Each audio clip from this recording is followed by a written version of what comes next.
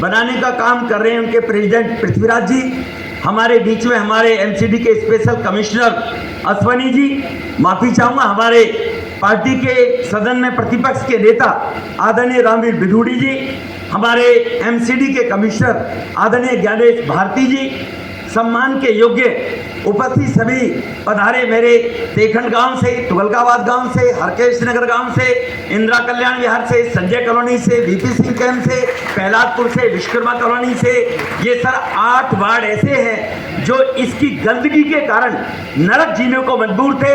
और जब हमने कल पंपलेट अखबारों में डलवाकर बांटा तो जो लोगों के टेलीफोन आए और जो लोगों ने कहा है कि हम तो सोच भी नहीं सकते थे, सर ये तत्कालीन 25 साल पुरानी राजनीति करने वाले लोगों की उनकी नासमझी के कारण, उनकी इच्छा शक्ति न होने के कारण यहां पर एक डंपिंग यार्ड बनाने का काम किया, जिससे निजात दिलाने का काम स्वच्छ भारत मिशन के अंदर मोदी जी के जो स्वच्छ भारत मिशन है उस प्रोग्राम में 200 करोड़ रुपया देकर और ग्रांट के रूप में 100 करोड़ रुपया देकर या इस कंपनी के माध्यम से प्रारंभ किया गया है। तो निश्चित रूप से यहाँ के लोगों को भी से निजात मिलेगी। सर इतनी गंदी बदबू आती थी जब जरा सी बरसात हो जाती थी, 3-3 किलोमीटर भगलपुर तक के लोग इस बात के लिए रोया करते थे। लोगों को विश्वास भी नहीं हो रहा है कि जिस प्रकार से सीमेंट फैक्ट्री के द्वारा यहाँ पर ये हाट जो बढ़ा हुआ सिल्ट है इसको ले जाने का राजस्थान में हमारे एलजी साहब स्वयं आए थे और हरी झंडी दिखाकर वो अब राजस्थान भेजने का काम किया है। अब जो 2000 मीट्रिक टन यहाँ पर कूड़ा आएगा वो इस पुराने कूड़े के ढेर पर नहीं जाएगा, वो सीधा इस प्लांट में जाने के बाद और यहाँ पर बिजली बनाने का काम होगा। कुछ लोग ये कह रहे हैं कि एनटीपीसी के धुएं जैसी यहाँ पर धुआं निकलेगा, उसकी समस्या होगी। 0% कार्बन यहाँ पर ना बदबू होगी इसके अंदर, ये फिल्टर्ड जो छोटा बहुत हल्का फुल्का या धुआं आएगा जलाने में, उसमें किसी भी व्यक्ति को इसकी कोई समस्या नहीं आएगी।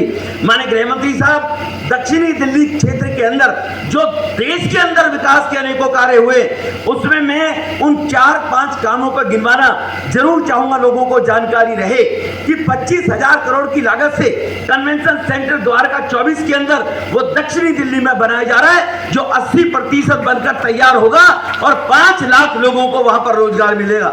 बदरपुर के अंदर आयुर्वेद के अस्पताल, 400 बेड के अस्पताल गरीबों के इलाज के लिए वो माननीय प्रधानमंत्री जी ने उसका उद्घाटन किया और वो अस्पताल बन रही है, जो चालू है पिछले 3 साल से।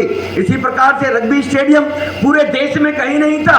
सर जब मैं वीसी से और मैं डीडी के अधिकारियों से बात कर रहा था और मुझे जमीन चाहिए, पूरे हमारे बच्चों को खेलने की जगह नहीं है, हमारे देश के प्रधानमंत्री ने खेलो इंडिया खेलो जो योजना बनाई इसमें अपॉर्चुनिटी मिलनी चाहिए। जब डीडीए के लोग आनाकानी करने लगे, मैंने कहा ठीक है मैं माननीय गृह मंत्री जी से बात कर लूंगा, आप जमीन मत दीजिए।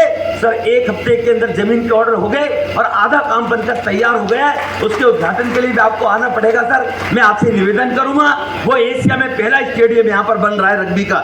इसी प्रकार से 40 साल के अंदर दिल्ली विश्वविद्यालय का कॉलेज दिल्ली में नहीं खुला था सर, कैप लगा हुआ था। आपको याद भी होगा 2 साल बाद पहले जब मैं आपके पास गया था, आपने कहा चिंता मत करो मैं बात करता हूँ धर्मेंद्र प्रधान जी से और वो कॉलेज बनेगा। सर वो कॉलेज का काम 65 लाख रुपए तैयार मिलने के बाद वहां पर सेंटर बन गया है और आपने मुझसे सर कमिट किए हुए उसके उद्घाटन में मैं जाऊंगा।